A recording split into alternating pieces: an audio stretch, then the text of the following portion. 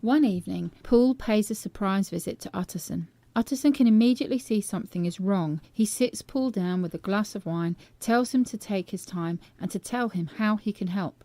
Poole is jittery and anxious, and Utterson has to ask him 3 times what is wrong. All he will say is that he suspects foul play, and he is visibly relieved when Utterson agrees to come with him to Jekyll's house.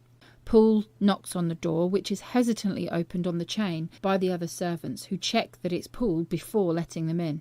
Utterson was shocked enough that another man's butler would come to him, but when he sees all of the servants in the main part of the house, he tells them off. He only stops when Poole says that they are all afraid.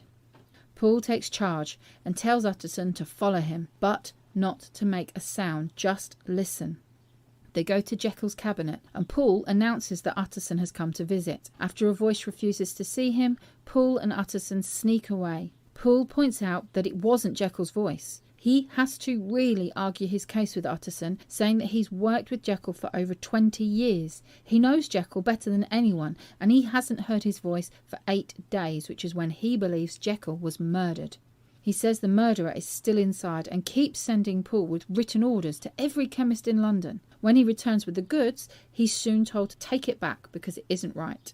Poole then reveals that he has seen the murderer in the laboratory. He's sure it wasn't Jekyll. Utterson again argues that Jekyll could simply be ill, and Poole has to try hard to keep his cool. He says he truly believes his master has been murdered. Utterson decides to act and promises to protect Poole's job if they're wrong. They also agree that the murderer is Hyde. They send 2 servants to go to watch the back door. They have to wait 10 minutes for them to walk round, all the while listening to Hyde inside the cabinet. Utterson shouts a demand to see Jekyll or they will break down the door. A voice cries out, and it is Hyde. Poole uses an axe to break the door, and they hear a scream, and after 5 strikes the door is down and they go in.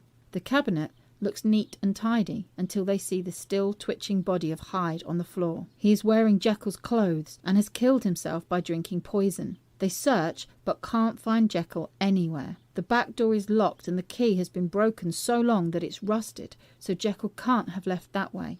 On Jekyll's desk is an envelope addressed to Utterson containing 3 things. The first is a new will saying that if Jekyll dies or disappears, Utterson will inherit. Utterson can't understand why Hyde didn't destroy this. The second item is a letter from Jekyll, dated that day, which makes him wonder if Jekyll is still alive. It tells Utterson to read Lanyon's letter before opening the third item, which is an envelope containing Jekyll's confession. It's 10 o'clock.